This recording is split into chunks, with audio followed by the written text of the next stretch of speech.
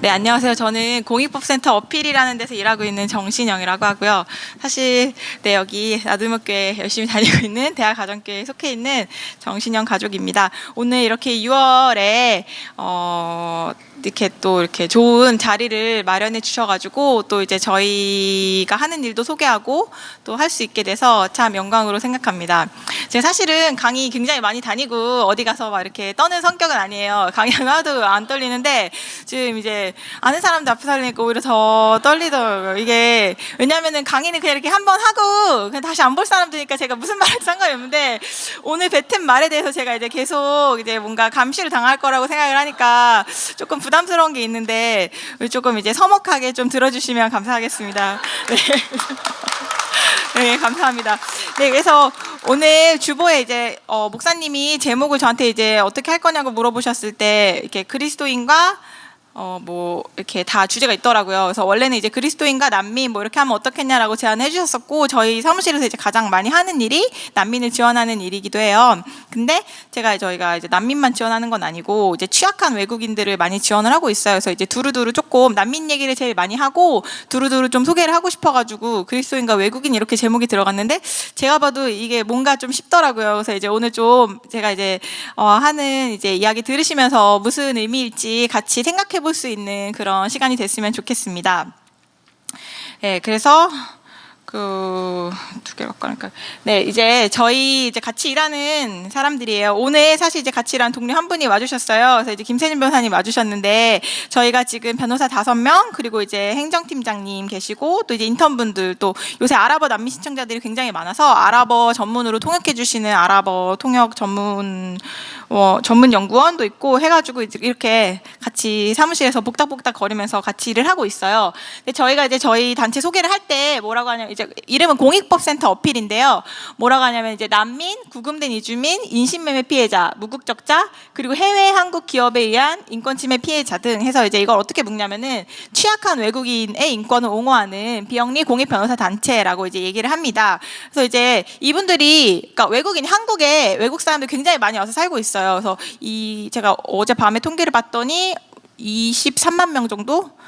아니다, 230만 명 넘게 작년 말 기준으로 와서 살고 있더라고요. 근데 이제 다양한 이유로 한국에 이제 이주민들이 오고 있는데, 어떤 사람들은 자기가 원해서 사실 한국에 오게 되는 게 아니거든요. 이제 그 중에 대표적인 경우가 이제 난민인데, 이런 분들, 그러니까 예를 들어서 이제 노동자가 이제 일을 하러 왔다라고 했을 때는 돈을 벌고 자기 나라로 돌아가면 되는데, 난민이라든지 제가 이제 소개한 인신매매 피해자라든지 이런 사람들은 이제 강제 이주의 피해자라고요. 본인의 뜻이 내가 이제 이렇게 어쩔 수 없이 이제 내밀려서 하게 된 선택으로 이주를 선택을 하게 된 거, 살고자 하는 선택으로 이제 이주를 선택을 하게 된 건데, 그런 강제 이주의 피해자들이 외국인들, 우리나라에 굉장히 이제 외국인들이 많이 있고 층위가 다양한데, 예를 들어서 백인이라든지 그런 소위 미국이라든지 이런 사람들이 취약하지는 않아요. 물론 이제 언어의 장벽이 있기 때문에 여러 가지 문제가 있을 수 있겠지만, 우리가 취약하다고 할 때는 기본적으로 그런 국적별, 그다음에 이제 출신국, 그다음에 피부색, 이런 인종차별적인 요소들이 굉장히 이제 많이 작용을 하기 때문에, 그런 맥락에서 취약한 이주민들, 이분들이 왜 취약할 수밖에 없는지, 제도적으로 또 이런 사회 분위기적으로 어떻게 이 사람들을 취약하게 만들고 있는지, 그런 중에서 우리가 할 역할은 무엇인지에 대해서 조금 제가 이제 설명하는 것 통해서 더 생각을 해보실 수 있으면 좋겠습니다. 그래서 이제 난민에 대해서 이제 가장 먼저 소개를 하고 싶은데, 사실은 작년에 그 뉴스에서 난민 이야기가 굉장히 많이 나왔어요. 근데 그 전까지만 해도 사실 난민 얘기를 할 때는 난민이라고 하면 한국에 난민이 있어요? 라는 게 가장 먼저 오는 반응이었어요. 난민 하면은 사람들이 이제 생각하는 게 아프리카에서 이렇게 까만 아이가 뭔가 되게 불쌍해 보이는 그런 눈망울로 그런 이미지를 많이 이제 생각을 하셨었던 것 같아요. 근데 작년에 이제 오면서 난민이라는 이제 이야기가 이제 화두가 됐을 때는, 이제는 난민을 이거 어떻게 해야 되나라는 생각들을 다 이제 한국에도 난민이 있다는 거에 대해서 사람들이 이제 많이 인식을 하게 됐고, 우리가 이제 어떻게 받아들여야 되나 이런 생각들을 많이 하게 된 것 같아요. 그래서 과연 그럼 난민 하는데 난민이 도대체 누군가라는 거 조금 생각해 보자는 거죠. 그래서 이제 난민이라는 말 자체는 사실 1685년에 이제 뭐 이 유래라고 해요. 그래서 뭐 개신교 신자들이 그때 이제 막 한참 이제 종교 개혁 있고 박해가 있을 때 이제 네덜란드 위그노들이 영국으로 피신을 했는데 이 사람들을 가리켜서 레퓨지라고 하는 게 이제 기원이 됐다라고 하는데 뭐 그 말 레퓨지라는 말 자체의 기원은 이거일 수는 있겠지만 그 전에 역사적으로 사실은 정치적으로 아니면은 뭐 종교적인 박해를 이유로 여러 가지 이유로 내가 이제 내 나라에서 내 공동체에서 보호를 받지 못할 때 피했을 때 보호를 해주는 그런 제도들이 많이 있었죠. 그래서 성경에도 보면은 뭐 도피성 같은 제도가 나오고 그런 여러 가지 보완 장치로 해서 이제 이거를 난민 제도를 보충적 보호라고 해요. 원래는 이제 근대로 오면서 국가가 이런 자기 국민들의 그런 인권들을 지켜줘야 되는데 그런 국가가 그런 역할을 하지 못할 때 다른 나라에서 그 사람을 보호를 해줘야 된다는 그런 약속을 한 게 이제 난민인데요. 이제 1951년에 이제 전쟁 끝나고 유엔이 만들어지면서 유엔에서 이렇게 자기 나라에서 보호받지 못하는 사람들을 어떻게 할 거냐, 다른 나라에서 보호를 받을 수 있게 해주자, 우리 도망온 사람들을 보호해주자라는 약속을 이제 만들게 되는데 그게 이제 난민협약이라는 거고요. 난민협약을 자세히 보시면은 난민이다라고 할 때 내가 이제 박해를 받았다, 내가 나라에서 못 살게 군다, 나를 못 살게 군다라는 이야기를 할 때 근거가 몇 개 없어요. 딱 5개로 나눠져요. 그래서 이제 인종이라든지 종교, 국적, 특정 사회 집단의 구성원 또는 정치적인 의견 때문에 나를 못 살게 군다, 박해가 있다라는, 아니면은 이제 내가 돌아갈 경우에 그런 박해가 있을 거다라는 이제 그런 이유가 있을 때 그런 거에 한해서 이제 우리가 서로 보호를 해주자라고 약속을 하는 거죠. 그래서 이제 우리나라에도 이거를 바탕으로 해서 사실은 이제 난민법이 만들어집니다. 그래서 난민법이라는 게 원래는 우리나라에 없었고 난민 협약을 비준을 한 지는 이제 한참 됐는데 출입국관리법이라는 법 안에서 이제 난민들을 보호 난민 인정 제도를 운영하고 그렇게 했었어요. 근데 이제 2011년 말에 국회에서 난민법이 통과되면서 2013년 7월 2012년인가?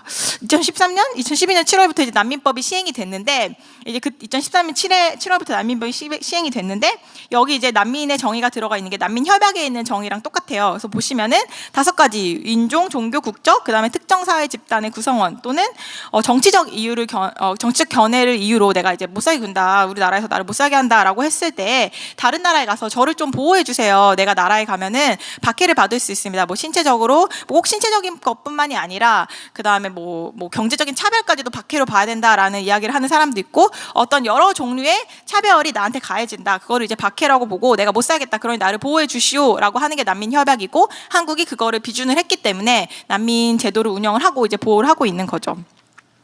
그래서 보시면은 이제 여기서 제가 이제 사실 강조를 하고 싶은 건 뭐냐면은 여기서 이제 보시면 난민이 결국, 그러니까 우리가 난민 할 때 난민이 어떤 사람이다, 그러니까 사람인 건 맞는데 그 사람의 정체성이라고 생각하지 않았으면 좋겠다는 거예요. 난민은 어떤 특정한 상황이에요. 그 사람이 처해진 상황이고, 그래서 누구든지 난민의 상황에 처해질 수 있는 거죠. 우리도 만약에 뭐 예를 들어서 갑자기 뭐 정권이 이제 뭐 굉장히 이제 민주적인 그런 것들에 대해서 탄압을 하기 시작한다든지, 실제로 뭐 우리 이제 민주화 운동을 굉장히 이제 했을 때 미국에 가서 난민 신청해서 이제 난민 인정 받은 사람들도 있고, 그런 난민이 될 수 있는 상황이라는 건 언제든지 만들어질 수 있는 거거든요. 근데 우리가 이제 난민에 대한 많은 논의를 할 때 사람들이 이제 하게 되는 생각들은 난민은 이런 사람이야, 난민은 뭔가 범죄를 저지를 것 같아, 난민은 뭐 예를 들어서 뭐 우리랑 다른 종교 무슬림을 믿는 사람들인데 그 사람들은 뭐 테러리스트가 될 만한 그런 특징이 있어, 그 사람들은 성폭행을 많이 하는 사람들이야 라는 그런 굉장히 이제 이상한 이렇게 특징들을 지어가려는 그런 시도들이 있는데, 우리가 사실 난민 정의만 놓고 봤을 때는 난민은 어떤 사람이다 라고 아이덴티티로 그걸 보는 거는 굉장히 일단 정의 자체로도 맞지가 않다. 그리고 그렇게 구성하려고 하는 거는 특정 종교나 특정 그런 문화권에 대한 그런 인종차별이라든지 차별적인 그런 인식에서 기원을 하는 건데, 이걸 과연 난민이라는 틀로 묶어서 우리가 이야기를 할 수 있는 것인가에 대해서 좀 생각을 해봐야 되지 않을까. 오히려 난민은 그런 상황에 대해서 이야기를 하고 있는 것이다 라고 좀 이해를 해주셨으면 좋겠습니다.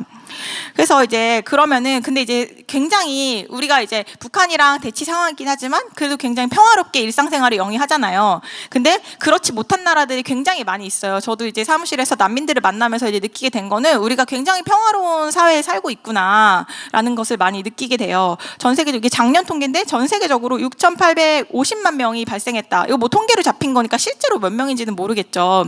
뭐 뉴스로만 봐도 실제로 뭐 시리아라든지 예멘에서 전쟁이 나서 많은 사람들이 자기 삶의 터전을 떠날 수밖에 없는 그런 이유들이 있고, 그 아까 이제 정의를 다시 이제 보시면은 좀 재밌는 게 여기 난민 발생 사유로 전쟁이라는 게 들어가 있지는 않아요.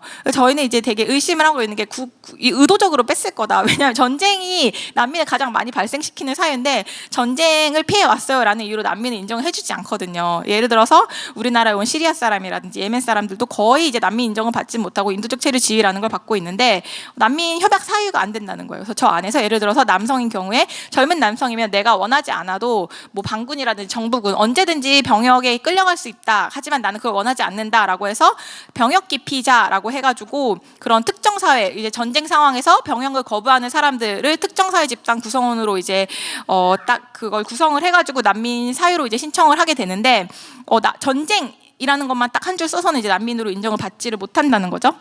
근데 실제로 전쟁은 굉장히 많은 난민들을 발생을 시키고 있습니다. 우리가 잘 알고 있듯이. 그리고 이제 보시면은 시리아 사람들이 이제 2017년도 당시에 전 세계 난민의 뭐 거의 한 3분의 1 정도 발생 원인에 이제 그 정도를 차지를 하고 있었고, 뭐 그 외에 아프가니스탄, 뭐 남수단, 미얀마, 소말리아, 수단, 콩고 민주공화국에서 이런 나라들에서 이제 난민들이 많이 발생을 하고 있어요. 전 세계적으로. 우리나라에는 난민 신청자들 이제 볼 때 파키스탄에서 오신 분들 난민 신청하는 경우가 많고, 그다음에 뭐 방글라데시, 미얀마, 에티오피아, 중국, 이집트 출신 난민분들이 많이 신청을 하고 또 인정을 받고 그러고 있습니다. 그래서 제가 이제 몇 가지 이제 사례를 이제 나누려고요. 굉장히 이런 거는 뭐 되게 대표적인 전 세계적으로 대표적인 사례인데 우리나라는 사실 좀 되게 이해하기가 힘든 것 같아요. 그러니까 한국이라고 하면은 우리는 당연히 뭐 이렇게 한민족 해가지고 이제 어렸을 때부터 굉장히 이제 많이 듣기 때문에 단일민족 신화가 굉장히 강하잖아요. 근데 다른 나라가 그렇지 않은 경우가 굉장히 많이 있어요. 굉장히 여러 민족들이 한 나라, 한 국가 단위를 이루고 살아가는 경우가 많이 있는데 뭐 미얀마 대표적인 케이스예요. 그래서 이제 미얀마에도 이제 다수족이 버마족, 지금 아웅산 수치를 비롯한 그 지도부는 다 이제 다수족 이제 버마족이고 그 외에도 뭐 샨, 카렌, 뭐 그다음에 로힝야 요새 얘기하고 있는 그다음에 뭐 카친, 친, 뭐 몬족, 와족 이렇게 해가지고 굉장히 다양한 소수 민족들이 이제 한 나라 국가를 구성하고 이제 살아가고 있습니다. 근데 이제 다른 민족들이랑 한 나라를 이루고 산다는 게 사실 쉽지 않은 일이죠. 원래부터도 뭐 원래 이제 영국 2차 대전 끝나고 영국 식민지에서 독립을 할 때 한 나라 되기 싫다라고 했었는데 그냥 그렇게 돼버린 거예요, 상황상. 그리고 이제 특히나 이제 군부 정권이 들어오면서 소수민족에 대한 탄압이 굉장히 이제 심각해집니다. 그러면 이제 어떤 일이 일어나냐면은 이제 종교도 다르고 그 다음에 뭐 문화도 다르고 굉장히 이제 여러 가지가 있는데 그런 다름을 이유로 또 이제 그 나라 사람들이 처해져 있는 그 경제적인 상황을 착취를 하기 시작하는 거죠. 이제 예를 들어서 이제 제가 지원을 했던 분은 이제 카친족이신데 이제 중국이랑 접경 지역에 있는데 굉장히 여기 물자가 풍부한 거예요. 옥이라든지 금강석, 뭐 암버, 목 뭐 이런 게 굉장히 많기 때문에 이 여기가 독립하기를 원하지 않아요. 그래서 여기를 이제 전쟁이 굉장히 오랫동안 계속이 됐는데 그래서 이제 여기 이분은 이제 아버지가 여기 이제 자기가 태어났는데 아빠가 이런 카친 독립군의 장군이진 거죠. 뭐 4대대 장군인가 뭐 그랬어요. 그러니까 자기가 태어났을 때부터 자기의 의지와는 상관없이 이제 그런 전쟁 속에서 태어났고 뭐 얘기를 들어보면은 뭐 어렸을 때 뭐 대나무 숲에서 뭐 숨어 살다가 뭐 당연히 뭐 학교 같은 거는 갈 생각도 못 하고 맨날 피해 다닌 기억밖에 없는 거예요. 그러다가 이제 부모님이 도저히 안 되겠다 싶어가지고 친척 집에 보내가지고 이제 교육을 받기 시작하고 대학교에 가면서 이제 양곤이라고 이제 도시에 이제 그 주도에 주도가 아니라 이제 수도에 가게 된 거죠. 근데 거기에 가면서는 이제 이제는 내가 이제 정말 그냥 평화롭게 살 수 있겠다. 내가 누군지 아무도 모르고 이 도시에서는 나는 이제 내가 숨어 사는 그 옛날의 삶이 아니라 정말 나는 그냥 나로서 살 수 있겠구나라고 생각을 했는데 얼마 되지 않아서 그 이제 그 군대들이 이제 들어닥쳐가지고 너가 누군지 다 알고 있다. 너 이제 독립 장군의 그 딸이라는 거 다 알고 있고 너가 어떻게 하는지 잘 지켜볼 거다라는 이제 경험을 하게 되면서 내가 이 나라에서는 도저히 내가 나로 살 수 없겠구나라는 생각을 하고 아는 사람이 있는 한국으로 이제 무작정 이제 그 비행기를 타고 떠나게 됐어요. 그래서 어쨌든 이제 미얀마 상황이 이제 그렇고 사실 뭐 정권 교체가 일어난 지 얼마 되지도 않고 그 전까지 굉장히 이제 그런 포갑적인 정권이 있었고 우리나라에서 미얀마 분들이 사실 난민 인정 굉장히 많이 받으시는데 그런 민주화 운동 하신 걸로 받은 분들도 굉장히 많이 계세요. 근데 이분은 그거랑은 살짝 다른데 어쨌든 그런 많은 그런 어려움이 있었는데 자기가 이제 난민이라는 것도 잘 모르고 있었던 거죠. 근데 한국에 와서 보니까 한 10년 넘게 살았는데 이 난민 제도라는 게 있구나. 이 얘기를 들어보니까 내가 난민인 것 같다라고 해가지고 이제 난민 신청을 해가지고 무사히 난민 인정을 받게 된 그런 케이스가 있었어요. 이거는 이제 굉장히 잘 된 케이스 중에 하나고, 이제 미얀마 분들 한국에 이제 난민으로 굉장히 많이 와 계시고, 이런 소수민족으로서 탄압을 받기 때문에 난민 신청하는 케이스가 굉장히 이제 흔하다라는 거고, 이건 이제 최근에 저희 사무실에 굉장히 이제 많이 오시는 분들이에요. 저희 사무실에 최근에 이제 이집트 분들이 되게 많이 오시는데, 이제 아랍의봄 이야기 많이 들으셨잖아요. 이제 아랍의봄이 있었는데 그 이후로 이제 여러 나라에서 그런 독재 정권을 타도하려는 시도가 있는데, 이집트에서도 이제 그 전까지 굉장히 오래 집권하던 대통령을 이제 실각시키려고 사람들이 이제 시위도 많이 하고 하거든요. 그래서 이제 자스민 혁명이라고 해가지고 이 사람들이 되게 많이 열심히 하는데, 잠깐만. 근데 이제 어쨌든 이제 2012년도에 이제 무슬림 형제단 소속의 무르시 대통령이 이제 집권을 하게 돼요. 이제 정권 교체가 일어난 거죠. 처음으로 굉장히 오랫동안 독재 정권이 있었는데 그 정권이 교체가 됐는데, 근데 이제 군부가 이제 쿠데타를 일으켜요. 그래서 이 무르시 대통령이 실각을 하게 되면서 굉장히 이 무르시 대통령을 지지를 했던 그 민주화에 대한 열망이 있고, 자기들이 자기 손으로 뽑은 대통령을 실각을 시켰다라는 거에 대한 분노 때문에 사람들이 굉장히 많이 이제 시위를 하게 됩니다. 특히나 이제 가장 컸던 시위가 2013년도 8월에 라바 광장이라는 데 사람들이 모여서 이제 몇 주 동안 거의 한 달 넘게 이제 시위를 하는데, 거기에 이제 8월 며칠 날 이제 군대가 와서 실제로 이제 발포를 하고 민간인이 이제 1,000명 이상 사망하게 돼요. 사실 이게 집계가 제대로 안 됐어요. 왜냐하면은 아직도 지금 이때 이제 집권을 한 LCC가 이제 대통령을 하고 있는데, 자기 정권에서 잘못한 거에 대해서 사실 이제 정확하게 추산을 하기가 어려운 거잖아요. 그래서 이제 뭐 국제인권단체, 뭐 그 휴먼 라이트 워치라든지 여러 단체들이 추산하기로는 1,000명 이상이 지금 사망을 했을 거다라고 하지만 정확한 수는 사실 파악이 되지 않고, 그때 이제 시위에 참가했던 분들도 실제 여기 한국에 오셔가지고 저희 사무실에서 이제 난민 신청하시고 많은 일들이 있어요. 근데 이제 그때 이제 뭐 시위에 참석한 걸로 끝나는 게 아니라 그 이후로 더욱더 이제 사실은 탄압이 굉장히 많이 되는데, 여기 이제 보시면 이제 4라고 돼 있는 게 이제 라바 광장에서 이제 죽은 사람들을 추모하고, 이제 그런 이제 그 정치범들을 석방하고, 내 친구를 석방하라, 그리고 독재 정권은 물러나라, 우리가 뽑은 그 대통령 원한다라는 그 구호로 이제 굉장히 많이 쓰고 있는 게 이제 이 4 이거 손가락으로 하는 그건데요. 어쨌든 이제 그 이후로도 굉장히 심각하게 뭐 예를 들어 학생들 집회 있으면은 뭐 가가지고 다 잡아들이고, 뭐 그리고 뭐 구금하는데 사실은 뭐 영장 갖고 가고 뭐 그런 거 없죠. 그냥 다 잡아가고 어디로 갔는지도 알지 못하고. 그래서 제가 지원하고 있는 분도 지금 지금 형제들, 그러니까 남동생, 형, 그다음에 아버지까지 남자가 집에 하나도 없어요. 지금 다 그 라바 광장 시위 참석한 이후로 경찰들이 집에 찾아와서 뭐 찾아가겠다라고 한 이후로 집에 아무도 남아있지 못하고 지금 다 뿔뿔이 흩어져가지고 어디에 있는지도 모르는 그런 상황인 분들이 굉장히 많이 계세요. 그래서 이제 이집트 사람들이 이제 우리나라에 와서 이제 이렇게 민주화를 위해 이제 일을 하다가 이제 난민 신청하는 경우가 많이 있는데, 저는 이 얘기를 들으면서 되게 옛날에 우리나라 그 1987을 저는 이제 영화로밖에 보지 못했지만 그런 민주화를 위한 여러 가지 노력들이 전 세계에서 일어나고 있고, 그럼에도 불구하고 굉장히 심각하게 박해가 이루어지고 있다라는 걸 좀 이제 알게 되는 그런 사건입니다. 그리고 또 이제 이것도 네, 예를 들어서 이제 우리나라 사람들이 많이 하는 난민, 그러니까 이 전부터도 사실은 난민 이야기가 많이 나오기 전에도 난민하면 이제 탈북 난민들 많이 도와야 된다 이 얘기를 많이 하잖아요. 그러면서 중국에 요구를 하는 거죠. 중국 정부한테, 중국 정부야 이제 탈북자들을 난민으로 인정하고 북한으로 자꾸 보내지 마라, 강제 북송하지 말아라라는 얘기를 해요.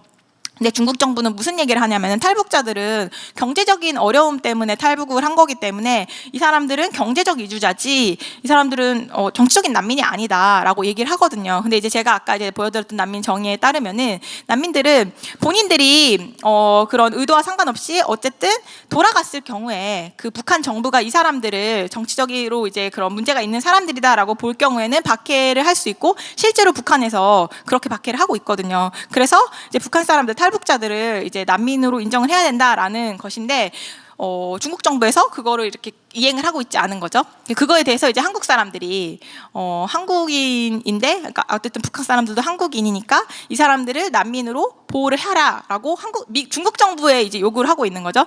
근데 이제 그런 사람들, 탈북자들을 도와주는 중국 사람 중에서 같이 이제 공안의 박해를 받다가 한국에 와서 난민 신청을 해서 이제 뭐 난민으로 인정을 받는 그런 경우들도 있었어요. 근데 탈북자는 사실 난민 아니에요. 한국에 오면은 헌법상 우리나라 영토가 이제 저 위에까지 다 포함이 되기 때문에 탈북자가 우리나라에 온다고 난민이 되는 거 아니고, 탈북자들은 별도의 이제 이 사람이 정말 탈북자인지 아닌지 이름이 지금 하나원 가기 전에 이제 가가지고 이제 다 뭔가 이렇게 북한 사람인지 아닌지 알아내는 합동신문원, 왜 거기 옛날 이름 바뀌었는데 거기 가는데, 예를 들어서 내가 이제 뭐 중국 동포인데 내가 이제 탈북자를 돕다가, 저희 실제로 이제 지원했던 사례인데, 탈북자를 돕다가 이제 공안에 이제 들켜가지고 같이 도망을 온 거예요. 탈북자들이랑 같이 도망을 왔는데 탈북자라고 얘기를 했다가 이제 아닌 게 이제 발각이 돼서 결국 이제 추방을 당할 뻔했는데, 저희가 이제 개입을 해서 다행히 이제 난민 인정을 받게 되는 그런 사연도 있었어요. 근데 이제 이런 사건을 보면서 근데 이게 참 재밌다. 북한 사람들이 난민이니까 중국 정부한테 도와줘라라는 얘기는 굉장히 주구장창 해왔거든요. 근데 우리나라에 온 난민들을 왜 보호를 하자는 얘기를 같은 사람들 입에서 나오지 않아요. 이거 왜 그러는 걸까? 그러니까 이거를 난민을 보호해야 된다라는 것보다는 이 같은 민족을 살려야 된다. 이 단일 민족 이데올로기가 엄청 커요, 우리나라에서는. 그러니까 나랑 같은 민족이니까 이 사람을 도와야 되는 거지, 이 사람의 특정 그룹의 인권이 취약한 상태이기 때문에 이 사람들이 난민이니까 보호해야 된다라는 건 아니거든요. 그래서 이런 것들을 조금 우리가 생각해 볼 필요가 있지 않나, 조금 보면서 그런 지점이 드는 거고요. 그래서 어쨌든 이런 탈북자들 지원하는 중국 사람들도 우리나라에서 이제 난민으로 인정이 되는 그런 케이스들이 있습니다. 그래서 보시면은, 근데 이제 우리나라에서 난민 인정을 받은 몇 가지 케이스를 제가 소개를 해드렸는데 사실은 되게 없어요. 그래서 작년까지 2018년까지 난민 신청자가 2018년도에만 16,000명이 넘게 난민 신청을 했고, 근데 이제 누적으로 48,000명 넘게 이제 난민 신청을 한 거죠. 근데 난민 인정을 받은 사람 총 그 수가 1,000명이 안 돼요. 작년까지 936명이 난민 인정을 받았고, 그다음에 인도적 체류 지위라고 해서 이제 난민 지위는 못 주지만 어쨌든 우리나라에 살게는 해줄게라고 해서 주는 게 있는데, 그게 한 거의 2,000명 정도 이제 작년까지 받은 수가 있어요. 그럼 보면은 난민 인정률이 결국 우리나라 그래서 4%밖에 되지가 않습니다.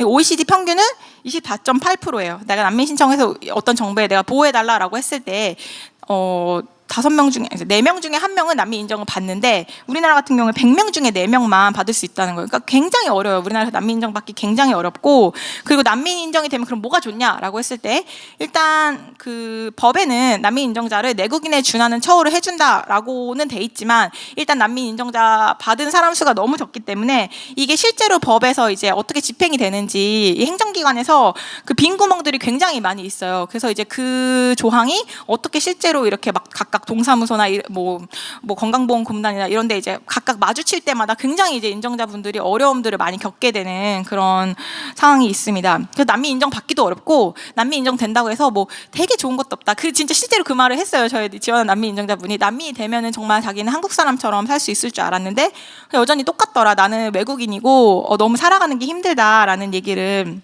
많이 해주셨어요.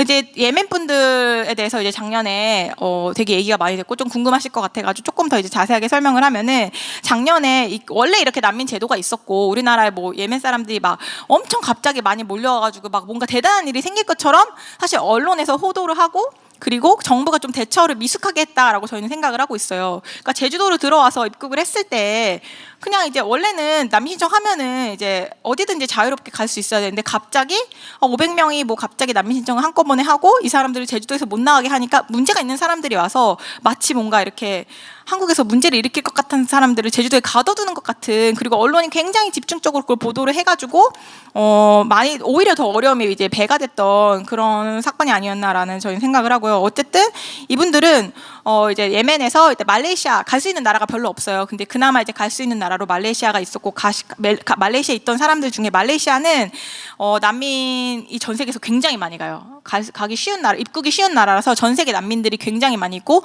제가 말레이시아 갔을 때 전에 만난 분은 아프간 난민인데 3세대 할아버지 할머니 세대에서 이제 왔는데 계속 3세대째 난민으로 살고 있는 거예요. 근데 문제는 뭐냐면 말레이시아 같은 경우에 난민 협약을 비준을 안 했기 때문에 난민을 자기 나라에서 보호를 안 해요. 그래서 말레이시아에는 유엔 난민기구라는 데가 들어가가지고 이 사람이 정말 난민인 것 같다라고 이제 인정을 해주면은 다른 나라로 보내는 그런 역할을 하고 있어요. 근데 어쨌든 그럼 말레이시아에서 결국은 난민들이 이제 가도 안정적으로 살 수가 없다는 거죠. 그래서 어쨌든 안정적으로 살 방법을 찾아서 여러 가지 이제 방법을 고심을 하는 건데, 그 적강항공사 에어아시아라는 데에서 그 쿠알라룸푸르에서 제주까지 그 직항이 개설이 된 거예요. 2017년 말에. 이제 그래서 비자 없이 제주도라는 데를 갈 수 있고 거기 가면 난민 신청을 할 수 있다라는 이야기가 이제 퍼지기 시작하면서 예멘 분들이 이제 많이 오시기 시작하셨고, 그러면서 이런 사회적으로 뭔가 보도가 나오기 시작해요. 예멘 사람들이 너무 많이 이제 들어오고 있다, 막 이거 이래도 되는 거냐라는 보도가 나오기 시작하면서 급기야는 이제 청와대에 난민법 개정 관련 난민 받지 말자, 난민 수용 반대라는 취지로 청원이 올라가는데, 이게 당시에 1위 청원이 조두순 출소 금지였는데 그거를 제치고 1위를 하는 71만 명이 이거를 서명을 했어요. 그래서 그렇게 사람들이 이제 드러난 거죠. 그러니까 저희는 깜짝 놀랐어요. 그 전까지 사실은 그러니까 전화도 너무 많이 오고 뭐 너무너무 사실은 작년에 정신이 하나도 없었고, 사람들이 이렇게 난민에 대해서 관심을 가게 되다니 좀 그랬습니다. 그래서 이제 근데 아무도 궁금해하지 않는 게, 예멘은 왜 떠났냐, 그냥 막연하게 전쟁 났으니까 뭐 예멘 사람들 근데 뭐 조혼 풍습 있다며, 예멘 사람들 엄청 뭐 마약을 뭐 하는 문화가 있다며, 이런 보도는 엄청 자극적인 보도는 많이 나오는데 실제 구체적으로 이 사람들이 왜 떠날 수밖에 없었는지에 대해서 정말 심도 있게 다루는 그런 기사는 별로 없었어요. 그래서 보시면은 예멘도 이제 아랍의 봄 이후로 민주화 운동이 이제 중동 전역으로 퍼지는 가운데, 그 전에 이제 대통령이었던 살레 대통령이 탄핵이 됐는데, 근데 그 과정이 이제 쉽지만은 않은 거죠. 2014년에는 이제 후티 반군이 수도를 점거하면서, 이게 이제 이 반군들이 이제 시아인데, 이제 그 무슬림 그 파중에서 이제 시아파인데, 사우디가 이 중동에서 이제 그 시아파가 아닌 수니의 종주국으로서 우리가 이제 수니를 지켜야 된다라는 명목으로 여기 이제 내전에 개입을 하기 시작을 합니다.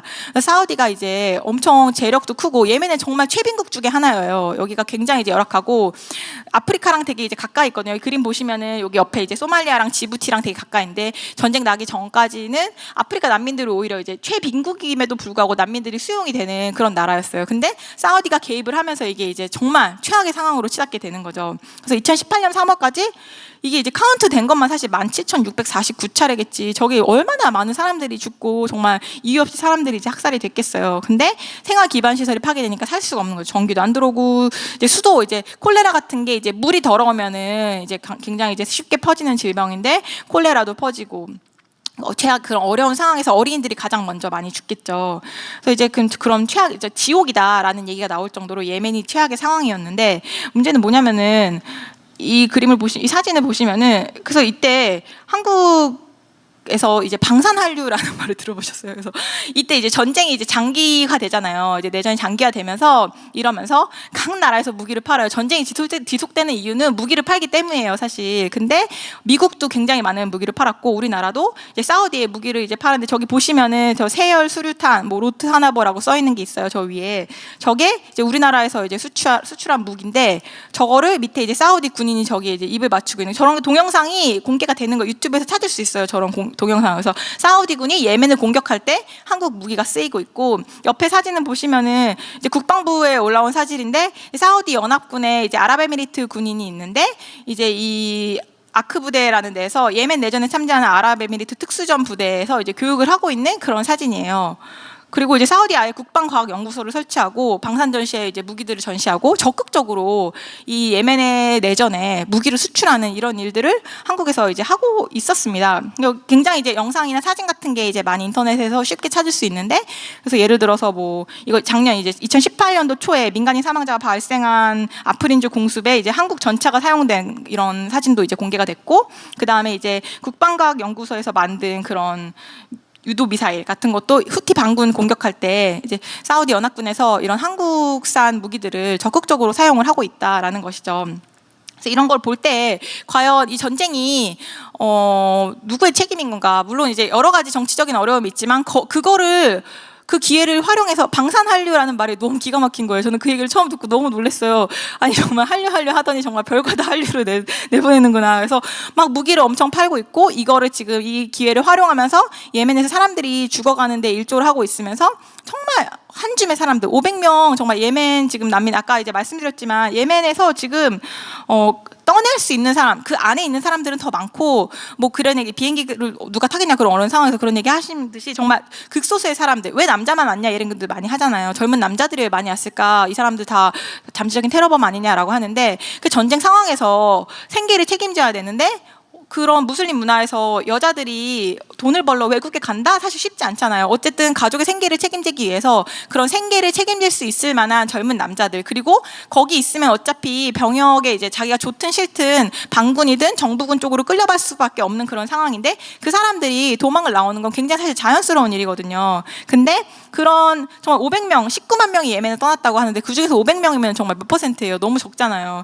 그 사람들이 왔는데 그 사람들을 가라고, 너네 테러범이라고 우리 정말 원하지 않는다고 얘기는 하면서 무기는 되게 실컷 수출을 하고 있더라고요. 그래서 이런 거에 대해서 우리가 어떻게 생각해야 될까라는 생각이 들었고, 그래서 이제 예멘 분들이 난민 신청을 481명이 하셨는데 그 중에서 난민 인정 딱 2명 됐어요. 이제 기자 출신으로 조금 활발하게 활동을 해서 정부가 주목 가능성, 이거를 되게 이제 법무부에서 중요시하는 그런 덕목인데, 정부에서 정말 주목할 것 같다라는 2명이 난민 인정을 받았고, 나머지 412명에 대해서는 인도적 체류 허가라는 걸 줘요. 근데 인도적 체류 허가라는 게 아까도 말씀드렸지만 너 살게 해줄게, 근데 알아서 살아, 내가 내쫓지는 않을게, 딱 이것까지거든요. 그래서 이제 1년마다 출입국관리소 가서 이제 체류 자격 갱신해야 되고, 취업도 허가예요. 그래서 출입국에서 이제 재량으로 주기 때문에 난민 인정자 같은 경우에는 자기가 원하면은, 그리고 이제 그 취직처에서 받아주면 어디든지 자유롭게 취직을 할 수 있지만, 여기는 이제 정해둔 출입국에서 정해둔 그 카테고리가 있어요. 그래서 모든 일을 할 수 있는 건 아니고, 그리고 이제 허가를 뭐 취하할 수도 있고 그런 상황이고요.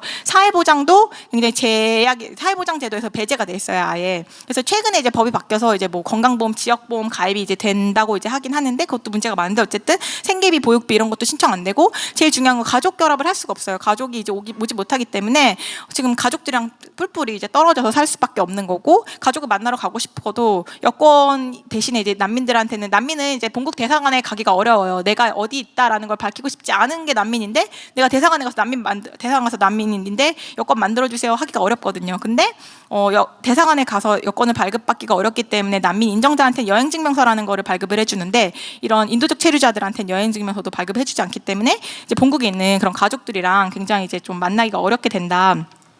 여러 어려움들이 있는데, 예멘 사람 그리고 시리아 사람들 거의 다 우리나라에서 난민 인정받은 사람 거의 없고 인도적 체류자로 살아가고 있습니다. 그리고 이제 난민 신청자가 제일 많아요. 사실은 이제 아직 이제 심사를 기다리고 있거나, 아니면은 저희가 보기에 정말 난민인데 정부에서는 이 사람 진짜 거짓말하는 것 같고 아닌 것 같다라고 해가지고 난민 지위를 받지 못한 사람들, 뭐 실패한 난민들, 혹은 뭐 난민 신청 중인 사람들, 이런 사람들도 많이 있는데, 이런 사람들의 삶은 훨씬 더 어렵죠. 그래서 이제 일단 난민 신청한 다음에 6개월 동안은 취업을 할 수가 없어요. 이제 정부에서는 그렇게 만약에 신청하자마자 취업을 할 수 있게 해주면은, 다 난민 신청하고 다 취업하면은 이거 뭐 다 남용적으로 이제 다 신청해가지고 그렇게 할 거 아니냐라고 얘기를 하거든요. 그래서 이제 뭘 하냐면 생계비 신청이라는 걸 이제 해가지고 한 달에 48만 원 정도 신청을 받을 수 있는데, 전체 신청자 중에 지금 3%밖에 예산이 없기 때문에 받을 수가 없어요. 그리고 예멘 분들 같은 경우에는 아무도 이거 신청 안 했어요. 국민의 세금을 써서 예멘 난민 돕는다라는 얘기가 나올까봐 아예 아무도 신청 안 했어요. 제주도에 있을 때는 그랬었고, 그 다음에 그럼 어디 살아요? 라는 질문을 자주 하시더라고요. 알아서 살게 돼요. 그래가지고 살 때 주지 않아요. 이제 출입국에서 이제 영종도에 이제 난민지원센터를 만들었는데, 근데 거기 이제 수용 가능 인원이 164명밖에 안 돼요. 그러니까 이제 지금 신청자가 1000명이 넘어가는데 그 중에 정말 아주 극소수의 사람들만 이제 사용이 가능한 거고, 제가 아는 분들 중에 정말 노숙하시고 막 그런 분들도 있어요. 가족도 만날 수 없고, 그 다음에 이제 이런 난민 신청자들 중에서 아이가 태어나는 경우에 이제 문제가 굉장히 심각한데, 아이가 본국 대사관에 아까 말씀드렸듯이 내가 어디 있는지 밝히고 싶어 하지 않기 때문에 대사관에 가서 나 애 낳았으니까 얘를 등록해 주세요라고 할 수가 없거든요. 그러면은 출생신고를 본국 대사관에서도 못 하는데, 한국 정부는 이런 아이들의 출생 등록을 받지 않아요. 그래가지고 정말 운 좋으면 이제 외국인 등록증이라도 받을 수 있는 경우가 있는데, 그거 정말 운 좋으면 받을 수 있는 거고, 외국인 등록증도 없으면은 그냥 병원에서 정말 그 종이 한 장 태어났을 때 엄마 아빠 이름 뭐고 뭐 몇 킬로로 태어났고 어디 병원에서 누가 태어났습니다라고 해주는 그 종이가 다거든요. 그러면은 이 아이는 이 지금 사회보장제도가 모든 것이 주민등록으로 기반해서 이제 돌아가고 있기 때문에 존재하지 않는 아이가 돼버려요. 이제 그래서 보육 그 혜택도 전혀 받을 수가 없고, 그 다음에 이제 이제 의무교육 같은 경우에는 이제 문제가 너무 많이 이제 발생을 해가지고 학교장이 재량으로 받을 수가 있는데, 이제 처음 이주아동이 이제 많은 동네는 상관이 없는데, 이주아동이 이제 처음 있는 동네에는 학교 가가지고 뭐 굉장히 막 다 뚫어야 되고 되게 이제 어려운 거죠. 그래서 이런 무국적 아동이 사실 얼마 있는지 정확하게 파악은 안 되는데 추산으로 한 2만 명 정도 된다라는 이야기를 지금 하고 있습니다. 이제 무국적자 아동들이 이제 또 어려움들이 많이 있고요. 그 다음에 이제 난민 신청자들의 어려움 중에서 이제 저희가 이제 하고 있는, 아까 이제 무국적자 구금된 이주민들 저희가 돕고 있는데 이제 이주민들이 구금이 되기가 굉장히 쉬워요. 그러니까 예를 들어서 한국 사람 같은 경우에는 감옥에 가려면은 1심, 2심, 3심 다 영장 발부받고 그 다음에 이제 감옥에 가면은 1심, 2심, 3심 이제 형이 확정이 돼야지 신체의 자유를 구속하는 거는 굉장히 이제 가혹한 일이기 때문에 우리가 근대 이후로 이제 법의 이런 특혜라는 거는 신체의 자유를 함부로 구속하지 않는다. 그래서 감옥에 가기 위해서는 굉장히 복잡한 과정을 거쳐가지고 형이 확정돼야지 감옥에 갈 수 있는데 외국인들은 그냥 출입국관리사무소에서 강제퇴거 명령만 내리면은 바로 구금이 가능해요. 그래서 이름은 외국인 보호소라고 하는데 이제 그 아시아 친구들이랑 같이 이제 가시는 분들 계시는 걸로 아는데 이름이 외국인 보호소예요. 저는 처음에 이걸 듣고 너무 웃겼어요. 뭐가 보호라는 거지? 법에도 근데 보호라고 써 있는데 이제 구금이라는 말을 안 써요. 그래서 보호라는 말을 쓰는데 누가 누구를 보호한다는 건가? 자, 그래서 보시면은 이게 지금 쇠창살 있잖아요. 감옥이랑 똑같아요. 감옥이랑 똑같다고 보시면 되는데 외국인들이기 때문에 인종차별이 굉장히 이제 더 취약하고 그리고 그런 굉장히 구금이 되기가 쉬운 상황이고 구금이 이제 계속 될 때 아무도 그거에 대해서 이제 판단을 하지 않아요. 그냥 행정청에서 그냥 계속 구금할 거예요라고 하면은 할 수 있는 아무도 개입을 할 수 없는 그런 상황입니다. 그래서 저희가 이제 지원했던 분들 중에서도 난민 신청자들 중에서 특히 이제 밖에 있을 때는 난민 신청을 굳이 이제 안 하고 어떻게 살아가다가 어떤 연유로 해서 이제 강제퇴거 이제 나가라라는 이야기를 나라에서 듣게 되는 거죠. 근데 내가 진짜 못 가겠다. 예를 들어서 이제 이분이 이란 출신 개종자였어요. 근데 내가 이제 이란에 기독교로 개종을 했는데 이란에 가면은 배교잔 사형에 처한다. 나는 이란 가면 죽을 수 있다라고 해서 난민 신청을 보호소에서 하는 거죠. 그러면은 이제 보호소에서는 너네 나라 가기 싫으니까 거짓말하는 거지라고 해가지고 이제 인정을 안 해주는 거예요. 그래서 막 그렇게 여러 가지 이제 과정을 거쳐가지고 뭐 법원까지 뭐 2번 갔다가 해가지고 그 과정이 거의 4년이 된 경우가 있었어요. 그래서 온갖 정말 별의별 수단을 다 간 거죠. 그래도 그나마 운 좋게 4년 정도 걸려서 나온 경우가 있었는데 이분이 이제 4년 동안 구금이 되고 나오시면서 너무 건강이 상한 거예요. 그래서 이빨이 다 빠지고 대인기피증이 생기고 너무 어려움을 많이 겪게 되시는 거죠. 그리고 그 안에 있으면서 여기 보시면 이제 감옥이라고 보시면 똑같아요. 근데 이 추리닝을 주는데 저도 이제 보호소 이제 몇 번 가보면은 정말 이게 그 보호소에서 일하는 직원들이 이 사람들을 같은 인간으로 보지 않게 하는 그런 장치들이 아닐까라는 생각이 들 정도로 저 추리닝 뒤에 이제 되게 촌스럽잖아요. 초록색 아니면 파란색인데 뒤에 보호 외국인 딱 이렇게 써 있고 그리고 또 여자분들을 만났는데 머리가 너무 개털인 거예요. 그래서 왜 이렇게 머리가 무을까 했더니 거기 이제 샴푸가 없다는 거여서 막 빨래비누 같은 걸로 막 머리를 감고 이러니까 막 사람이 막 너무 뭐랄까 그러니까 내가 이 사람을 나랑 같은 사람이라고 인식하지 못하게 하는 그런 장치들이 있는 게 아닌가라는 생각이 들 정도로 저는 이제 그렇게 생각이 드는데 저기 안에 있으면서 굉장히 피폐해져요. 그래서 나는 막 범죄자 내가 아무런 잘못을 하지 않았음에도 불구하고 범죄자 취급을 당하고 인종차별에 노출되고 그 보호소 직원 닥대를 하지만 그 안에 예를 들어서 이제 흑인 같은 경우에는 거기도 이제 다 외국인들 사이에도 서열이 있거든요. 한국말을 잘하는 예를 들어서 중국 사람이라든지 그런 사람들이 있거나 있으면은 흑인들이 또 인종차별을 또 추가로 당하는 거예요. 그러면은 그 안에서 겪는 어려움이라는 굉장히 어려움에도 불구하고 여기에 대해서 구제를 제공할 길이 전혀 없다는 거죠. 그래서 저희는 이 외국인을 이제 강제퇴거 가능할 때까지 구금할 수 있다라는 그 조항 지금 무기한 구금이 가능하고 그 안에서 굉장히 인권 침해가 많이 발생하고 있는데 이것도 문제다라고 해서 이런 분들도 지원을 하고 있는 그런 일들이 있습니다. 그리고 이제 조금 다른 얘기인데 이제 인신매매 피해자를 저희가 또 지원을 하고 있어요. 근데 이제 인신매매라고 하면은 옛날에는 사람들이 봉고차에 이렇게 딱 사람 태워가지고 막 이렇게 납치를 하는 그런 걸 인신매매로 많이 생각을 하시는데 최근에는 이제 인신매매 국제적으로 정의가 있어요. 이제 협약의 정의가 된 게 뭐냐면은 착취의 목적을 가지고 내가 이제 사기를 친다든지 폭행을 한다든지 나의 그런 우월한 지위를 이용해서 뭐 위협을 한다든지 이런 여러 가지 방법을 통해서 사람을 이제 이동시키는 경우 모집을 하는 경우 이런 거를 이제 인신매매로 본다라고 하거든요. 이제 정의를 보면 조금 이제 아리까리한데 예를 들어서 이제 우리나라에서 운영하는 이제 많은 비자 타입 중에 예술 흥행 비자라는 게 있어요. 그래서 근데 이 비자가 뭐 하는 거냐면은 한국에 있는 외국인 전용 유흥업소라는 게 있어요. 근데 이름도 되게 이상하죠. 외국인 전용 유흥업소 미군 기지 주변에 외국인들만 출입 가능한 유흥업소예요. 거기에서 일하는 여성들을 데려오기 위한 비자거든요. 이게 예술 흥행 비자가.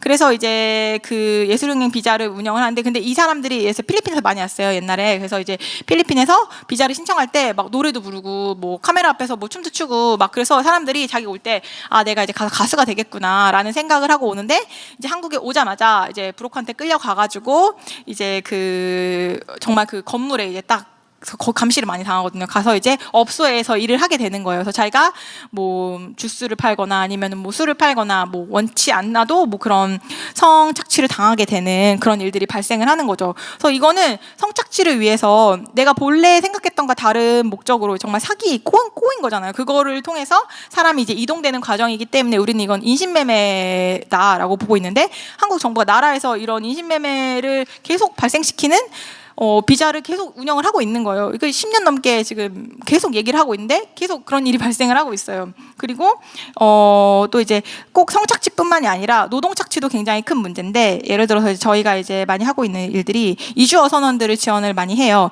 그러니까 이제 이주 노동자들도 굉장히 이제 그나마 이제 다 어렵지만 공장에서 제조업에 종사하시는 분들은 그나마 이제 좀 급여도 되게 많고 정말 저희보다 많은 경우도 많고 막 그런데, 근데 이제 이런 어선원이라든지 아니면 농축산업에 이제 종사하는, 우리가 이제 접근이 일단 어렵잖아요. 그런 데서 일하는 분들은 굉장히 실태가 열악한 거죠. 그래서 이제 이 오른쪽에 시가 이게 이제 베트남 어선원이 쓴 시인데요. 제가 잠깐 읽어드리면, 작업이 시작되면 난 아무것도 생각할 수 없어요. 작업이 시작되면 쉬지 않고 18시간 동안 일해요. 이제 한국을 이해했어요. 그들은 손이 빠른 사람을 좋아해요. 손이 느리면 저 좀 예배 시간에 읽어봤는데 18룸이에요. 그래서 밥을 먹을 때도 항상 명령해요. 욕을 굉장히 잘하세요. 다들 너무 욕을 많이 먹어가지고. 그래서 씹지 마라, 그냥 삼켜라. 아무리 급하게 밥을 넘겨도 그들이 말하는 빨리보다는 느려요. 일이 끝나도 세수를 하고 이 닦을 시간은 없어요. 어서 누워 담요를 끓여올려요. 그래야 6시간 잘 수 있거든요.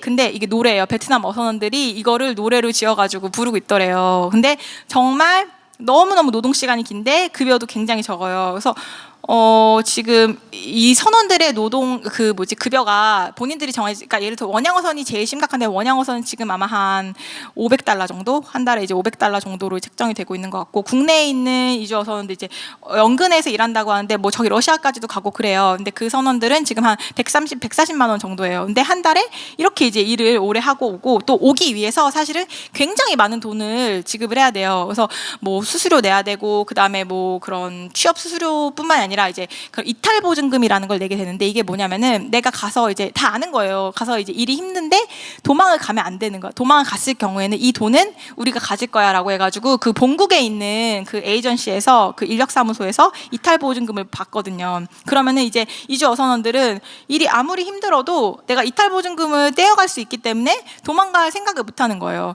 그래서 자기의 의사 반하게 거의 이제 강제노동과 같은 상황에 처해진다라고 이제 저희는 보고 있고, 그래서 결국 이런 이주 어선원들이 처한 상황 자체가 굉장히 이제 인신매매적인 상황이고, 이거가 이제 개선이 돼야 된다라는 그런 일들을 저희가 이제 하고 있습니다. 네. 그리고 이제 저희가 하고 있는 일 중에 이제 다국적 기업의 인권 침해 피해자들이 있어요. 아까 이제 난민 얘기를 한참 했는데, 이게 옛날에 지금은 이제 나이지리아 분들 이 사이로 오는 분들이 이제 없는 것 같은데, 보면은 나이지리아의 이제 니제르 델타 지역이라는데 쉘이라는 다국적 기업이 이제 들어가가지고 정유소자 있잖아요. 그러니까 기름 파는 데인데, 그래서 기름을 이제 많이 이제 가져가는데, 그러면서 이제 그게 얼마나 많은 문제들을 야기시키겠어요. 그래서 환경오염, 거기 이제 정유소가 있는데 기름 뽑아내고 이제 기름을 이제 정제를 하는 데서 24시간 막 그 연기가 시커멓게 나오고, 그리고 이제 정유소에서 이제 그런 쓴 물들을 이제 정화하지 않고 내보내가지고 물도 다 오염이 되고, 그래서 사람들이 그 환경오염으로 굉장히 이제 고생을 많이 하게 되는 거죠. 그리고 그 지역 주민들이 삶이 또 굉장히 피폐해져요. 생존권이 침해되고 환경오염으로 인해서 이제 건강권이 침해되는데, 더 이상 못 참겠다. 우리는 이제 그 지역에 살고 있던 사람들이 이제 오고니족인데, 우리는 여기 자치를 하고 우리는 이제 쉐를 원하지 않는다. 우리는 더 건강하게 우리들이 이제 살고 싶다라고 해가지고 모섭이라고, 이제 Movement for Survival of the 오고니 People이라고 그래가지고 이 모섭이라는 단체를 만들어서 막 활동을 한단 말이에요. 쉘에 대항을 하는. 근데 나이지리아 정부에서 지금 나라의 수입의 80%를 사실은 이 기름을 팔아가지고 얻고 있는 상황에서 이거를 이제 당연히 탐탁치 않아 하는 거죠. 그래서 굉장히 격렬하게 이 사람들을 박해를 했어요. 그래서 몇천 명이 죽고, 사실은 특히 굉장히 유명한 사건이 있는데, 이제 오고니 나인이라고 해가지고 오고니족 지도자 9명들이 이제 시위를 대규모로 했을 때 그 사람 9명에 대해서 이제 사형이 내려졌는데, 그 다음날 바로 집행이 된 거예요. 그래서 이게 사람들이 전 세계적으로 이거는 쉘이 죽인 거다라고 하는데, 쉘은 아니다, 우리가 죽인 거, 나이지리아 정부가 죽인 거지 왜 우리한테 책임을 묻냐라고 하는데, 이거는 정말 상식을 가진 사람이면 이 인간관계가 파악되기가 어렵지 않잖아요. 근데 지금 이런 일들이 전 세계 곳곳에서 일어나고 있다는 거죠.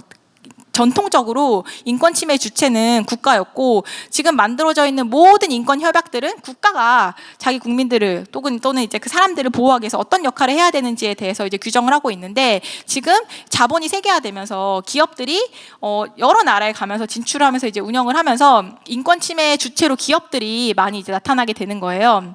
그래서 이런 기업들이 이제 다른 나라에 가서 인권 침해를 발생시킬 때 어떻게 해야 되냐, 심지어 이런 난민을 발생시키는 그런 원인조차도 다국적 기업이 인권 침해를 하는 거랑 연관이 있다라는 것을 저희가 보고 다국적 기업이 인권 침해를 하는 거를 감시하고 또 제도 개선 같은 것들을 하는 것이 굉장히 중요하겠다라는 생각을 하게 된 거죠. 그래서 저희도 이제 한국 기업도 사실은 세계에 굉장히 많은 곳에 진출을 해가지고 인권 침해에 이제 연루가 돼 있어요. 그래서 굉장히 적극적으로 하는 경우도 있고 뭐 이렇게 단순 연루가 되는 경우도 있는데 이제 아세안 나라, 그 다음에 이제 남미 뭐 이런데 여러 군데 가가지고 여러 사업을 해요. 정말 여러 가지 사업을 하고, 근데 주로 이제 문제가 발생하는 나라들은 해외 투자에 나라에 자본이 없기 때문에 이제 해외 투자에 많이 의존을 하고 민주주의가 정착되지 않아서 그런 기업들의 편을 정부가 쉽게 들어주는 그런 나라에서 이제 문제가 발생하는 거죠. 그래서 쉽게는 제조업에서 노동권 문제가 많이 발생해요. 그래서 막 사실 3월 초에도 뉴스에 많이 나와서 보신 분들도 있을 텐데 인도네시아에서 어떤 사장님이 작년 10월에 자기 어렵다면서 최저임금도 안 주고, 그러니까 뭐 최저임금이래 맞자 360달러였는데 그것도 안 주고 330달러만 주겠다라고 하다가 갑자기 사라졌는데 임금체불 한 4천 명에 대해서 이제 임금체불을 하고 사라진 거예요. 그래서 어떻게 그럴 수가 있냐, 막 지금 한국에 그거를 이제 인도네시아 노동부 장관이 이례적으로 되게 그걸 공공연하게 얘기를 해가지고 이제 정부에서도 이걸 조사해라라고 했던 그런 사건이 있거든요. 근데 저희는 이제 그 사건이 이제 보도되기 시작했을 때 사실 이게 올 게 왔구나, 사실 되게 특별한 케이스가 아니라 그런 일이 굉장히 많이 있었고, 해외 나가서 그런 노동권 탄압, 예를 들어 노조 만드는데 노조를 탄압을 한다든지 장시간의 저임금에 뭐 굉장히 열악한 노동 조건에 에서 일을 하는 경우가 많이 있거든요. 그런 문제도 많이 있고, 그 다음에 이제 또 다른 결로 또 이제 그런 노동권 탄압 외에도 대규모 개발 프로젝트에 이제 한국이 이제 관여가 되는 경우가 많이 있어요. 그래서 ODA 같은 경우에 작년에 이제 뉴스가 크게 났었고, 얼마 전에 또 이제 조사 결과가 나서 뉴스에 나왔는데, 한국 정부가 예를 들어서 라오스 정부에 ODA를 줘가지고 댐을 만들어라, 라오스가 무슨 아시아의 배터리가 되겠다라고 하면서 막 수력발전소, 그 댐은 굉장히 많이 만들고 있단 말이에요. 근데 그 혜택이 과연 누구한테 돌아가냐, 그 전기를 만들어서 다른 나라에 팔아요. 그래서 거기 삶의 터전을 뺏긴 사람들은 총기도 한 번 못 쓰고 계속 그냥 삶의 터전, 자기가 기존에 살던 대로 살면은 막 풍족하지는 않아도 정말 그냥 살아갈 수 있는데 그 삶의 터전을 다 뺏기고, 그리고 정말 남는 게 하나도 없는 거죠. 심지어 댐이 무너져가지고, 작년에 이제 댐이 무너져가지고 사람들이 많이 죽고 이재민이 발생하고 이제 실종자가 발생하는 그런 일들이 있었는데, 한국 정부가 여기에 ODA를 제공하고 한국 기업이 가서 이제 그걸 한단 말이에요. 근데 같은 일이 만약에 한국에서 일어났으면은 절대로 그렇게 안일하게 대처를 하지 않았을 텐데, 계속해서 지금 기업 측에서는 이건 우리 책임이 아니다. 심지어 라오스 정부가 이거는 인재다, 이거는 이게 뭐 분명히 이제 설계상이나 이런 거에 문제가 있어서 발생한 사고였다라고 얘기를 했음에도 불구하고 우리는 그 결과에 동의할 수 없다라고 해가지고 책임을 지는 것에 대해서 전혀 이제 관심을 갖고 있지 않습니다. 뭐 라오스는 이제 굉장히 안타까운 사건이 있어가지고 많이 부각이 됐지만, 저희가 기존에 대응하고 있던 뭐 필리핀에도 그런 비슷한 댐 프로젝트에 대해서 반대를 하고 있음에도 불구하고 전혀 이제 먹히지가 않는, 그거는 그냥 우리가 도와주려고 하는 건데 뭐 그게 어쨌다는 거냐라는 입장을 계속 갖고 있는 거죠. 그래서 이런 대규모 개발 프로젝트가 이제 할 때 이런 기업들이 개입을 하면서 또 한국의 그런 한국 정부의 이제 돈이 이제 개입이 되면서 문제가 발생하는 경우가 많이 있고, 또 이제 최근에 저희 사무실에서 열심히 이제 또 대응하고 있는 것 중에 제조업뿐만이 아니라 이제 플랜테이션을 또 많이 운영을 해요, 최근에. 그래서 플랜테이션은 이제 단일 작물을 이제 굉장히 넓은 경작지에 하는 거잖아요. 그래서 이제 그 작물 중에 이제 팜유라고 해가지고 우리가 쓰는 뭐 먹는 라면에도 많이 들어가고 여기저기 굉장히 많이 샴푸에 들어가고 비누에도 들어가고 빵에도 들어가고 과자에도 들어가고 되게 많이 쓰이는 식물성 기름 중에서 뭐 최고다. 왜냐하면 이제 가성비가 최고라는 거죠. 그래서 많이 쓰이고 있는 그런 기름이 있는데, 그 우리나라 대기업들이 가서 인도네시아에서 이제 팜 플랜테이션을 이제 만드는데, 그 과정에서 이제 숲을 다 파괴를 하는 거죠. 거기 살고 있던 오랑우탄도 살 곳을 잃고, 뭐 오랑우탄뿐만이 아니라 오랑우탄은 그냥 정말 그런 홍보용으로 나온 대표적인 예고, 사람들이 문제예요. 사실은 사람들이 살 곳을 다 잃어버리는 거죠. 그래서 토지 분쟁이 계속 발생하고, 또 거기 이제 제가 갔을 때도 보니까 막 24시간 파란 하늘에 까만 연기가 막 나와요. 그러니까 서울시에서 예를 들어서 공장을 운영하면 그렇게 할 수 있을까? 정말 이 사람들을 사람으로 보지 않는구나 그 생각을 되게 많이 했어요. 그래서 환경오염 문제도 있고, 그리고 이제 노동권, 그 플랜테이션 안에서 일하는 사람들의 그런 노동권 침해 문제도 있고, 여기도 보시면은 제가 얼굴을 잘라놨는데 아이예요. 그러니까 아빠가 할 일이 너무 많으니까 어쩔 수 없이 자기 아이나 자기 와이프를 무임금으로 데려와서 이제 노동력으로 쓰는 거죠. 근데 기업들이 하는 말은 우리가 고용한 거 아니다. 그럼 저 사람들이 데려와서 하는 건데 우리한테 뭐라고 하냐라고 하는 거죠. 근데 애초에 사람이 다 마칠 수 없는 일을 할당하면서 그거를 자기네 책임이 아니다라고 하고 있는 그런 상황들이 여러 가지 발생하고 있고, 어쨌든 저희는 이제 기업이 진출을 하면 해외에서 법의 규제가 약하고 또 사람들이 잘 알지 못한다는 이유로 여러 가지 일들이 발생하고 있을 때 이것에 대해서 저희가 이제 계속해서 감시하고, 또 한국에서 기업과 또 정부가 해야 될 역할들이 있지 않을까라고 해서 계속 이런 대응을 하는 그런 활동들을 하고 있습니다.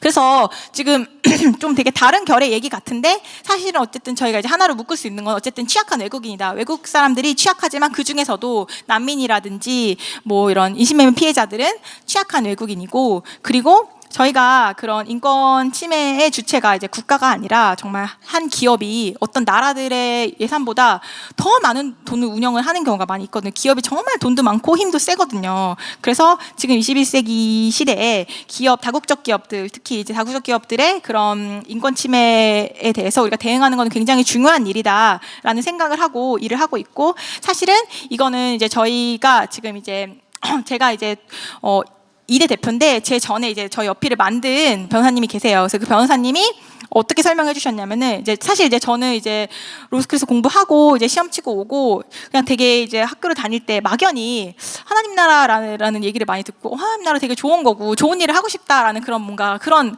느낌적 느낌만 있었어요. 뭔가 좋은 일을 하고 싶다라는 생각이 있었고, 하나님 나라를 이 땅에서 살아내야 된다 막 이런 명제들은 많은데 실제로 이게 우리 삶에서 어떻게 풀어져야 되는지에 대해서는 전혀 알지를 못했던 거예요.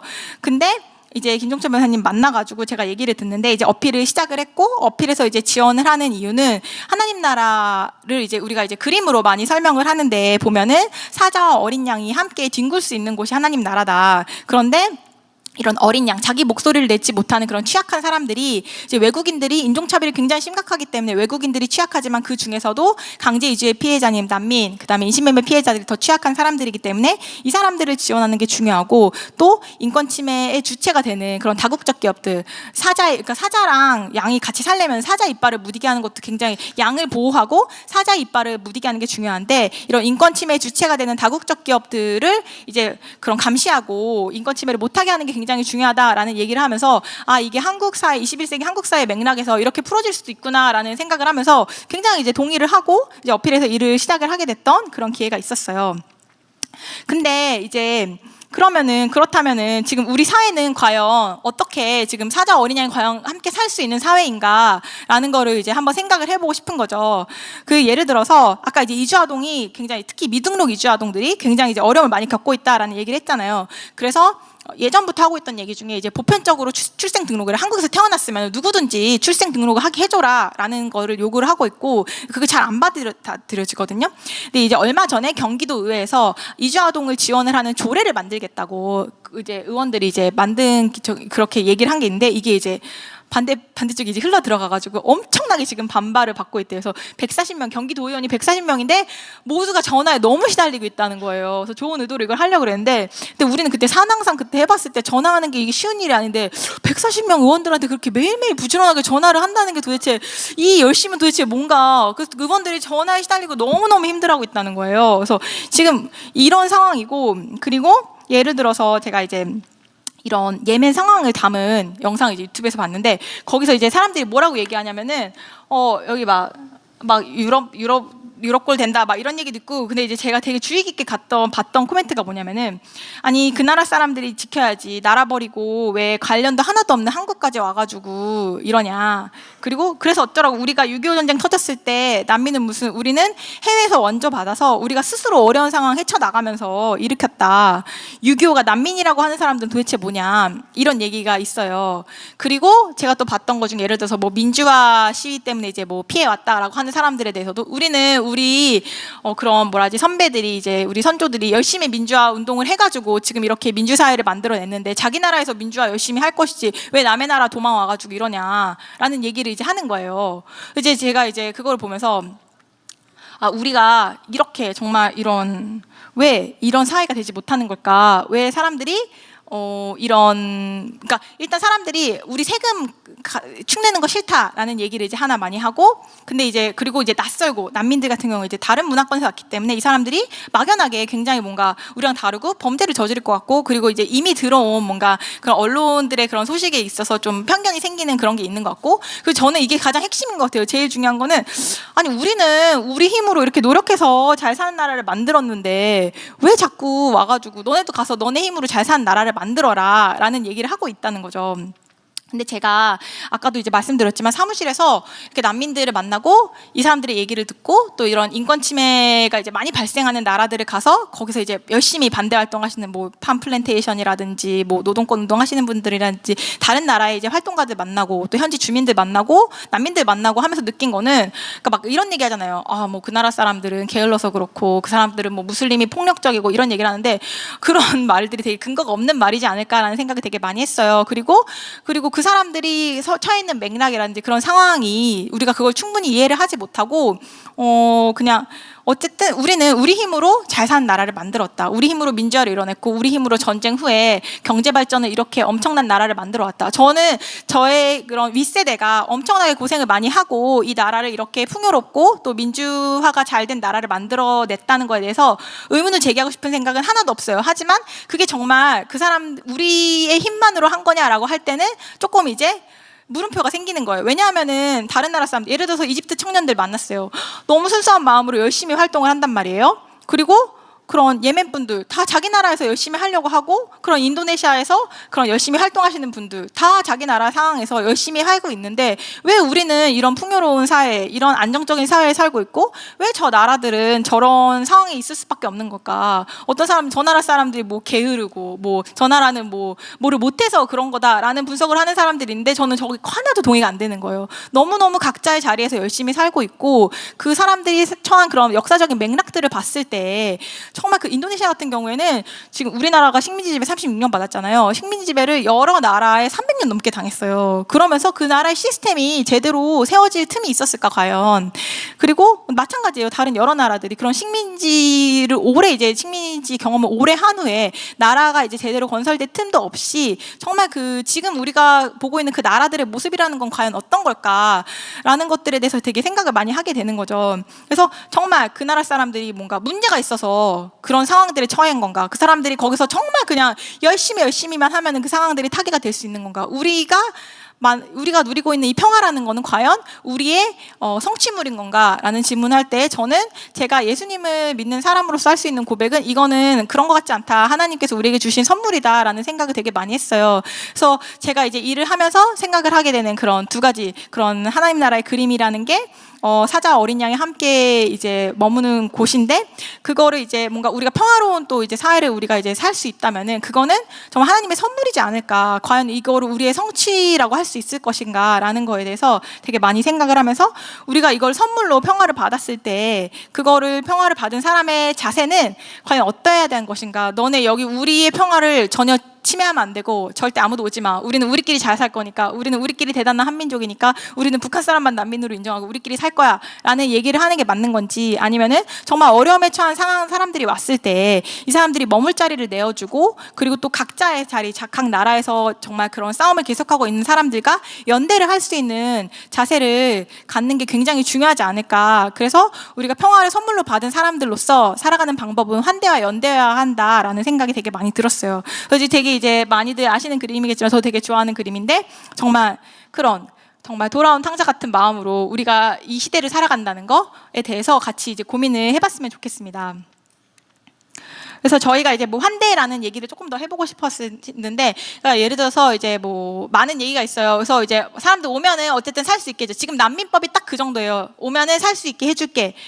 인데 저희가 생각하는 환대는 이제 그거를 더 뛰어넘는 거죠. 각 사람이 여기 이제 막 되게 유명한 사람들 말을 저희 이제 같이 일하는 김증수 변호사님 좋아하셔서 이제 따왔는데 뭐 이제 처음에 칸트가 하는 거 되게 기초적이라는 거예요. 이방인이 우리 땅에 왔을 때 적으로 대하지 않는 거. 그건 가장 기본인데 사실 그것도 지금 안 돼 있는 상황에서 우리가 꿈꾸는 거는 근데 어디까지냐면은 우리 안에 머물 공간, 자리를 내어주고 그 안에서 꽃피도록 하는 거. 그러니까 각자가 이제 그 존엄성들이 인정이 되고 이제 그거를 꽃피울 수 있게 해줘야 된다는 거죠. 그냥 간신히 와서 그냥 살게만 해줄게라는 지금 수준인데 그거에서 벗어나서 우리가 평화를 선물로 받은 사람들로서 해야 되는 환대라는 거는 이 사람들이 정말 각자 그 자체로 존중을 받고 꽃피울 수 있도록 해야 된다라는 그런 자세에 대해서 우리가 이제 고민해봐야 되지 않을까라는 생각을 합니다. 그래서 이제 어필해서 저희는 이런 일들을 그러니까 물론 개인적으로 그런 마음가짐을 갖는 것도 굉장히 중요하지만 저희는 이런 하나님나라 운동이 개인적인 차원의 환대와 연대가 아니라 사회 구조로 어떤 모습, 법이 어떤 모습을 갖고 있는지 제도가 어떻게 운영이 돼야 되는지에 대해서 굉장히 관심이 많고 저희가 이제 뭐 기독교 단체는 아니에요. 근데 저희의 관점이 이렇다라는 거를 조금 이제 하나님나라로 봤을 때 약자들이 존중이 받고 우리가 이방인들을 환대하는 그런 제도와 법을 만들어내는데 우리가 이제 힘을 쏟고 싶다라는 거고요.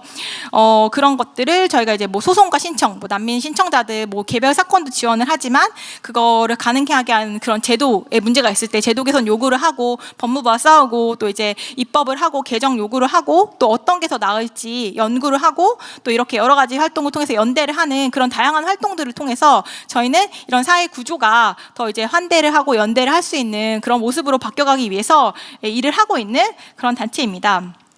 그래서 마지막으로 제가 이제 이것만 소개하고 이제 가려고 해요. 이제 저희 어필이 그래서 이런 일들을 하고 있는데 조금 이제 함께 도와주실 수 있는 분들을 제가 또 오늘 찾아갔으면 좋겠습니다. 그래서 저희 이제 SNS 운영하고 있는데 이제 유튜브 요새 되게 열심히 하고 있거든요. 그래서 이제 아이들이 글을 안 읽고 무조건 모든 정보 유튜브에서 본다라는 이야기를 듣고 아무것도 모르는 변호사들이 유튜브를 만들기 시작했어요. 그래가지고 되게 열심히 만들고 있거든요. 그래서 유튜브 들어가셔서 이제 한번 구독도 해주시고 이제 저희가 이제 되게 좋은 소식들 많이 올려요. 뭐 난민분들 인터뷰한 것도 올리고 이제 난민과 관련된 뭐 Q&A 이런 것도 올리고 있기 때문에 가셔서 많이 봐주시면 좋을 것 같고 그리고 뭐 인스타도 요새 많이 한다고 해서 그런 거 이제 남들 하는 거 다 해보고 있고요. 그리고 특별히 이제 오늘 저희 이제 하고 있는 일들 이제 저희가 이제 정부랑 많이 각을 세우고 싸우는 일들을 하기 때문에 정부 지원을 하나도 받지 않고 보셨지만 이제 기업한테도 싫은 소리 하기 때문에 기업에서도 돈을 하나도 받지 않습니다. 그래서 어떻게 운영이 되고 있냐면은 저희 이제 개인 후원자들 오늘 이제 나눠드린 거 보시면 개인 후원자들에 의해서 이제 많이 운영이 되고 있어요. 그래서 보시면 여기 뒤에 신청서 있는데요. 만약에 이제 괜찮으신 분, 이제 동의가 되시는 분들 중에서 이제 또 사정이 되시는 분들 오늘 이제 10,000원씩만 약정서 써가지고 주시면은 오늘 이제 플라스틱 아니라 대나무로 만든 대안적인 이제 대나무 칫솔을 저희가 또 하나 만들어서요. 그거 오늘 약정하신 분들께 드리고 있으니까 조금 이제 한번 여유가 되시는 분들 조금 써주셨으면 좋겠고요. 그리고 이제 저희 대학가교에서도 저희 어필을 후원해주고 있어요. 그래서 교회라든지 저희를 도와주시는 교회, 뭐 로펌, 그다음에 이제 개인 후원자들이 제일 많아요. 그래서 저희가 단순히 저희한테 뭐 10,000원, 20,000원, 30,000원 주시는 분들이 이게 뭐 우리 뭐 일하라고 물론 돈을 주셔야지 저희가 일을 할 수 있지만 그거보다 더 큰 의미를 가지고 있다고 늘 생각을 해요. 저희가 이제 앞장서서 일을 하고 있지만 저희가 하고 있는 일들에 대해서 이렇게 공감을 하고 이해를 하고 이렇게 지지를 해주시는 분들이 있기 때문에 저희가 이제 지금까지 일을 해왔 수 있었고 앞으로도 그럴 것이기 때문에 저에게 보내주시는 후원과 지원을 통해서 저희가 더욱더 한국 사회가 그런 이방인들을 환대하고 연대할 수 있는 그런 사회를 만들어 나가기 위해서 더 노력하는 일을 해나가도록 하겠습니다. 그래서 그거를 더 힘차게 할 수 있도록 마음 되시는 분들 많이 도와주시고 또 앞으로도 많이 함께 계속 할 수 있으면 좋겠습니다. 이상으로 마치겠습니다. 감사합니다.